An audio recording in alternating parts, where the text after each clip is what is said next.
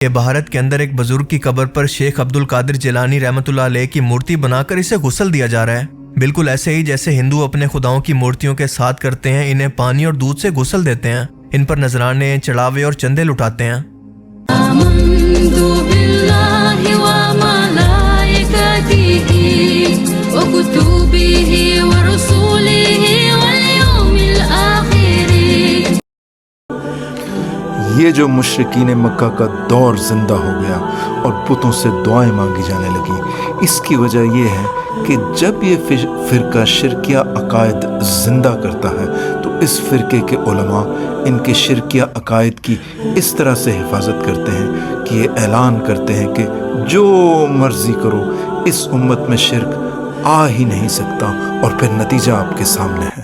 فرمایا اللہ کی قسم کہ میں اس بات سے نہیں ڈرتا کہ میرے بعد تم شرک کرو گے۔ حضور نے تاکید کے ساتھ اور قسم کے ساتھ فرمایا وَإِنِّي وَاللَّهِ، اور بے شک مجھے قسم ہے میرے رب کی، مجھے اللہ کی قسم ہے کہ مَا أَخَافُ عَلَيْكُمْ أَن تُشْرِكُوا بَعْدِي، کہ میرے بعد تم شرک نہیں کرو گے۔ یہ مولوی کا دماغ خراب ہو گیا کہ امت کو مشرک بنا رہا ہے۔ سوچیں، یہ بخاری شریف کتاب الرقاق کی روایت ہے، اس کو بار بار پڑھیں، امت کو مشرک نہ بنائیں اور شرک و کفر کے لوٹے بھر بھر کے امت پہ نہ ماریں، یہ ظلم نہ کریں۔ دھوکہ یہ جو بریلوی علماء آپ کو دیتے ہیں، وہ یہ کہتے ہیں کہ آپ صلی اللہ علیہ وسلم نے ایک حدیث میں فرمایا مجھے تم سے یہ ڈر نہیں کہ تم شرک کرنے لگو گے، تم میرے بعد شرک کرنے لگو گے، ہاں میرے بعد مجھے اس کا ڈر ہے کہ تم میرے بعد دنیا کی حرص میں مبتلا ہو جاؤ گے۔ پہلے تو یہ آیت ملاحظہ فرمائی ہے، اور ان میں سے اکثر لوگ ایسے ہیں کہ اللہ پر ایمان رکھتے بھی ہیں تو اس طرح کہ وہ اس کے ساتھ شرک بھی کرتے جاتے ہیں۔ سورہ نمبر 12 آیت نمبر 106۔ مجھے اپنے بعد تم سے شرک کا ڈر نہیں، یہ ڈر ہے کہ تم مال کی محبت میں پڑ جاؤ گے۔ صحیح بخاری کتاب الجناز کا چیپٹر، حدیث نمبر 1256۔ یہی حدیث صحیح مسلم میں کتاب الفضائل کے چیپٹر میں حدیث نمبر 2296 ہے۔ صحیح بخاری کی اس حدیث کی شرح امام حجر عسقلانی نے فتح الباری میں جلد نمبر 2 میں صفحہ نمبر 271 پر کی ہے، اور یہ شرح کی ہے کہ یہ امت من حیث القوم، یعنی کہ پوری کی پوری امت مشرک نہیں بنے گی، ہاں بعض اس میں شرک کریں گے کیونکہ بعض میں شرک پایا گیا۔ یہی شرح امام عینی نے عمدۃ القاری میں کی ہے۔ امام نووی نے بھی اسی حدیث کی یہی شرح کی ہے۔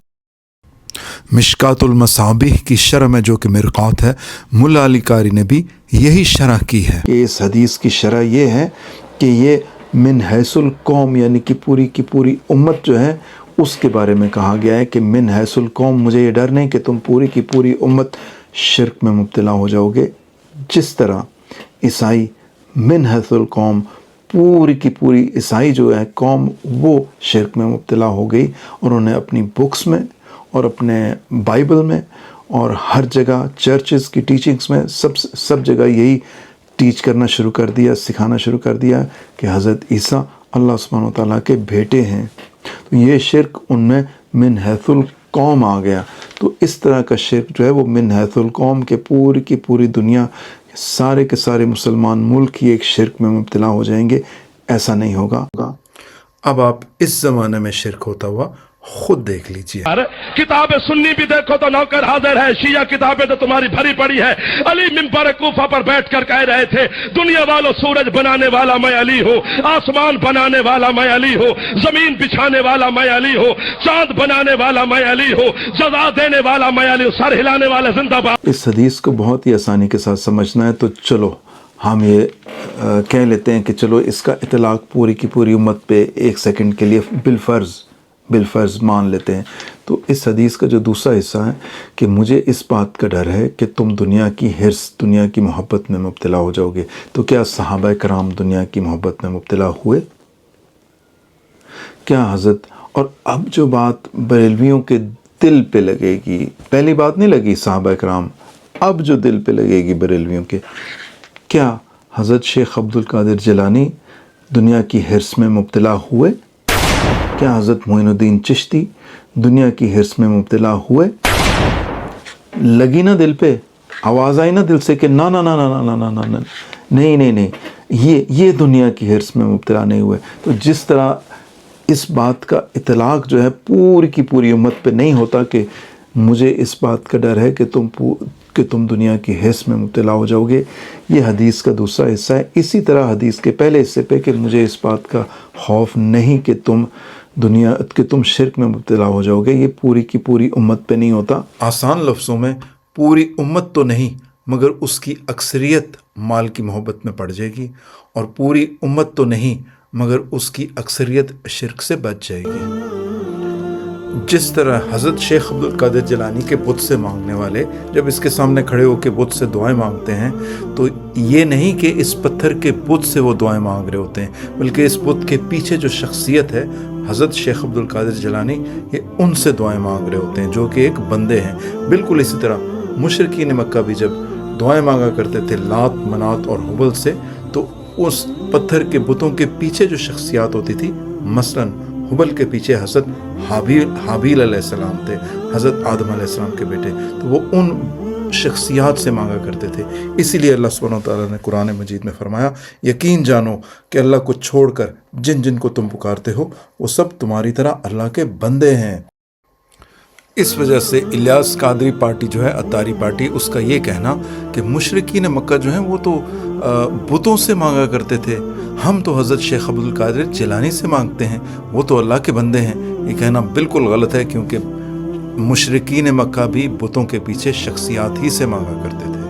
غوث پاک آپ کے گناہگار مرید آئے ہیں، ہماری جھولی بھر دیجیے، جھولی کو میری بھر دو ورنہ کہے گی دنیا ایسے سخی کا منگتا پھرتا ہے مارا مارا، میری لاج رکھ لو یا غوث، میں مرید ہوں تمہارا، میں مرید ہوں تمہارا۔ غوث پاک آپ نے اپنے در پر آنے والوں کو سب کو نوازا، یہ دور دور سے آپ کے فقیر، آپ کے مرید، آپ سے محبت کرنے والے آئے ہیں۔ آج آپ کے عرس کی رات ہے، کسی خالی نہ لوٹائیے، سب کی جھولیاں بھر دیجیے۔ ماں ہماں محتاج تو حاجت روا، ماں ہماں محتاج تو حاجت روا، المدد یا غوث اعظم سیدہ۔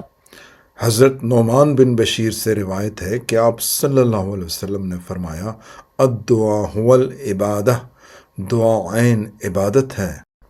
اور پھر اس حدیث کی سپورٹ میں آپ صلی اللہ علیہ وسلم نے سورہ مومن کی آیت نمبر 60 تلاوت فرمائی، اور تمہارے پروردگار نے کہا ہے کہ مجھے پکارو، میں تمہاری دعائیں قبول کروں گا، بے شک جو لوگ تکبر کی بنا پر میری عبادت سے منہ موڑتے ہیں وہ ذلیل ہو کر جہنم میں داخل ہوں گے۔ تو یہاں پہ پہلے کہا کہ مجھے پکارو، اور اس کے بعد کہا کہ بے شک جو لوگ تکبر کی بنا پر میری عبادت سے منہ موڑتے ہیں، یعنی کہ میری پکار سے منہ موڑتے ہیں، میری دعا سے منہ موڑتے ہیں۔ تو پکار اور دعا کی جگہ اللہ سبحانہ وتعالیٰ نے عبادت سے اس کو چینج کر دیا، یعنی کہ اس کا مطلب یہ ہے کہ عبادت ہی، دعا جو ہے وہ عبادت ہی ہے۔ اور یہ جو اللہ سبحانہ وتعالیٰ نے کہا ہے کہ مجھے پکارو، یہ حکم جو ہے وہ دعوت اسلامیہ اور الیاس قادری کی پارٹی کے لیے بھی ہے کہ مجھے پکارو۔ یہاں یہ نہیں لکھا ہوا کہ حضرت شیخ عبد القادر جیلانی کو دعاؤں میں پکارو، لکھا ہوا ہے مجھے پکارو۔ حضرت شیخ عبد القادر جیلانی نے بھی اپنی کتابوں میں غنیۃ الطالبین میں یہی لکھا ہے کہ اللہ سبحانہ وتعالیٰ ہی کو پکارو۔